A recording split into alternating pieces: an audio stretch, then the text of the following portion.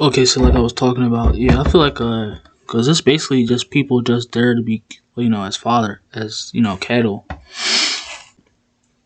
to be slaughtered, for the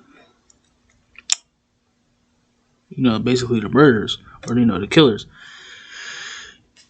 So yeah, there's really no protagonist during, well, as far as like the crush, the now vengeful spirit, or which she's a ghost now, Kyoko, the her crush, basically. I guess you can say is a protagonist, but it is. I don't. There's really no. Because even he is murdered. Yeah, even he falls. Yeah, even he meets the same fate as everybody else. So yeah, there really is no protagonist going into the film. Like I said, I don't know. But like I said, I don't know if there is going into the other films. So yeah, I'll keep an eye out for that. But yeah, obviously there's no protagonists here. Like I said, they're just it's just characters that's there for cattle. So still going back into Juan, there's detectives that start to investigate on why people suddenly start bodies start dropping left and right, trying to figure out what the what the hell's going on. Why are these people dying? And oh yes, their spirits are directly into the like Kyoko and Toshio. Like their spirits are into the house, so the house is haunted. So whoever goes, lives there, goes into the house, meets a fate worse than death.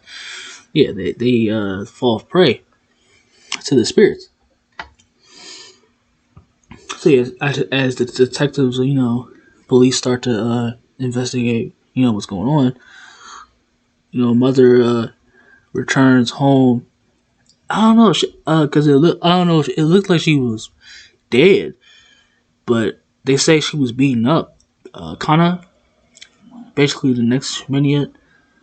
Yeah, it seems like the vignettes are names of people, even though the other two vignettes are names of the mother and the son. Kayoko and Toshio, the two vengeful spirits. But yeah, I don't know. So, but going back into it, yeah, mother comes home to witness that to find such a very disturbing, eerie sight. She finds her daughter. She was that was look. She looks and she finds her daughter. When she turns to her, it's just like she's covered in blood. She looks like a lifeless. Well, yeah, she looks like pretty much like a zombie. But they say she's basically beaten up, so she could probably got jumped by like a few, probably like a gang or girls, whatever that didn't like her. So yeah, because she had no jaw. She's covered in blood. She looks like looking like a lifeless like zombie, and she's covered in blood, and she has no jaw either. So wow, that was very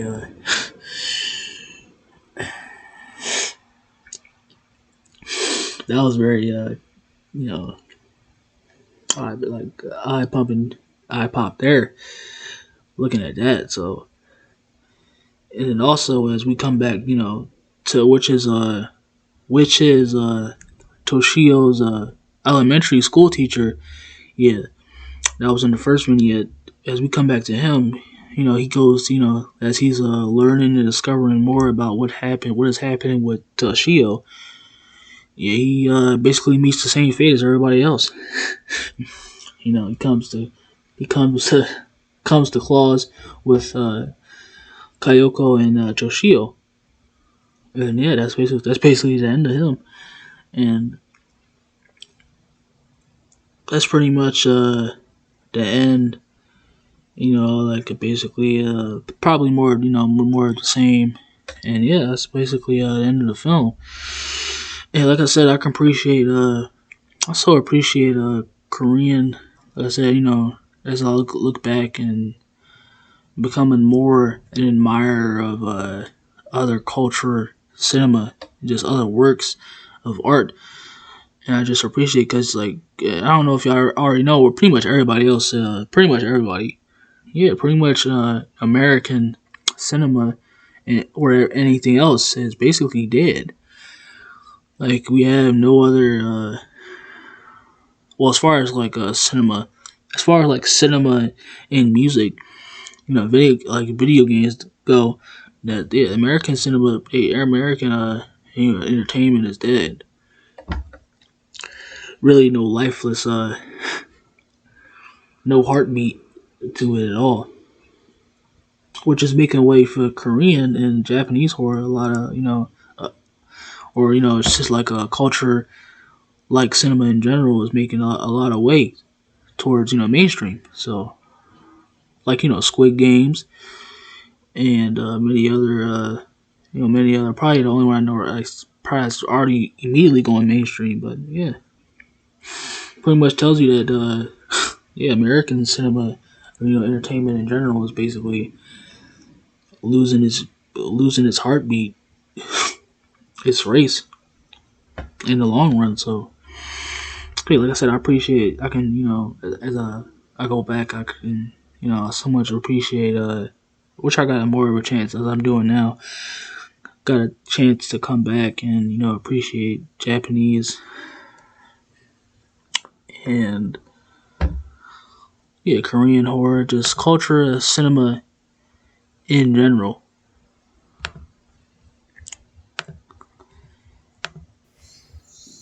And just go back and discover so much more about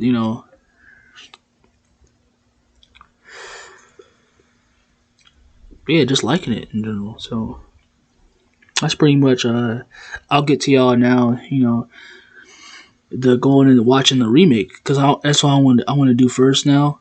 As far as like, well, I'm doing a series now which I go back and talk about basically the Japanese horror craze into the 2000s that has what America got into, which I'll talk about later. So as I start a new series, basically now I'm going back into as it's Halloween season, go back now and talk to y'all about and basically show y'all, if some of y'all already didn't know, Japanese horror and what's so good there, and what inspired other horror and the American cinema. Yeah, pretty much just going back and what was going on in all the Japanese the remake Japanese horror remakes, crazy of that. So yeah, as I go and basically starting that series of that. So yeah, I'll come to y'all, which I'll talk more about later, and come back to y'all with another my critique and thoughts on the Grudge, into which was in 2004. And yeah, I guess we'll go from there in this new series as Halloween season gets underway. So like I said, I like to thank to y'all about the recent amount of support I've been getting, and the views, and so much recent traffic that's been swarmed to my channel. That's been basically just now brought up. So, and yeah, said I appreciate that, and I'll see y'all in the next one.